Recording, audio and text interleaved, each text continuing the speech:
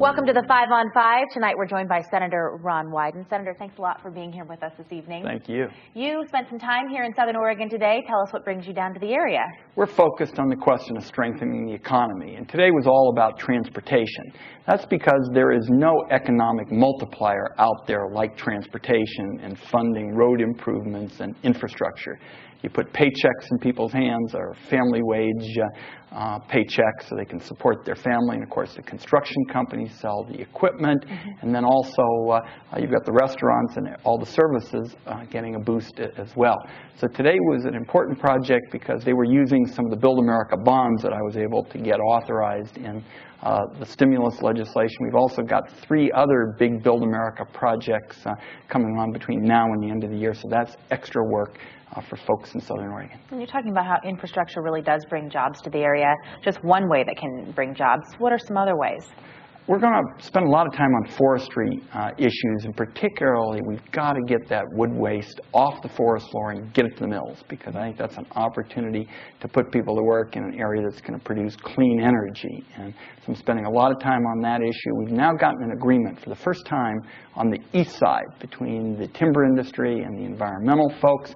We're going to get that passed, get it signed into law, bring it to the west side. We've got to get saw logs to the mills, particularly in Southern Oregon. It's important for the economy. But also, we can't let these forests go unattended, because they'll just go up in smoke. Talking about green jobs, that sort of plays in the green role as well. Green technology, also something that Oregon is on the forefront of.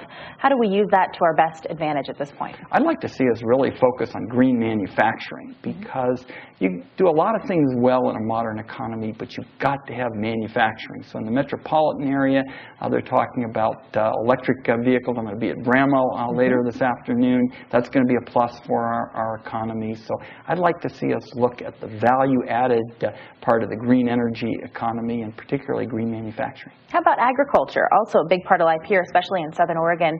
How do we use that to create jobs here? My view is we do a lot of things well in this state, but what we do best is we grow things, and we ought to grow them, we ought to add value to them, and we ought to ship them somewhere. And international trade involves about 1 out of 6 jobs in our state. I'm chairman of the trade subcommittee, so right now I'm looking to try to break down some of the barriers for Oregon products into other countries. I recently introduced a bipartisan bill with Senator Olympia Snowe to make sure that our companies were treated more fairly in the international trade arena. So I'm spending a lot of time particularly trying to promote Oregon products like agriculture for sales around the world, because those are jobs for folks in Southern Oregon. Sure. All right, Senator, we're going to take a quick break. Stay with us here on the 5 on 5. Much more right after this.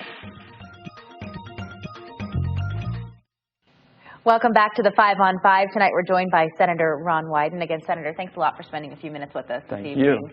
You know, we have 2 very different candidates who are running for governor here in the state of Oregon, but both have something in common. They both said, if elected to office, that they would be Oregon would be open for business, meaning that it would be easier to bring new businesses here to the state.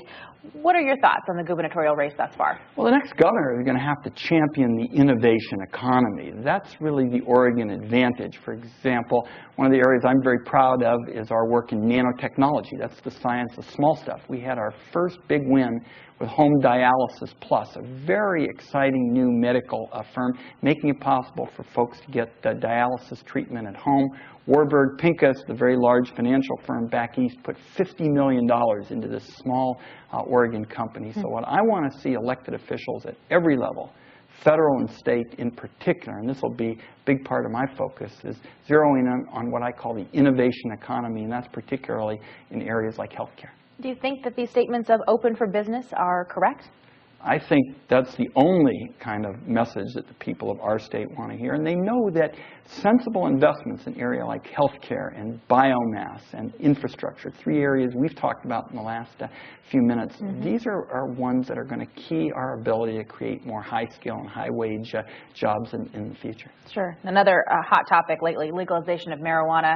You know, we've talked a lot about it, making headlines. Oregon, there's over 30,000 medical marijuana cardholders here in the state of Oregon.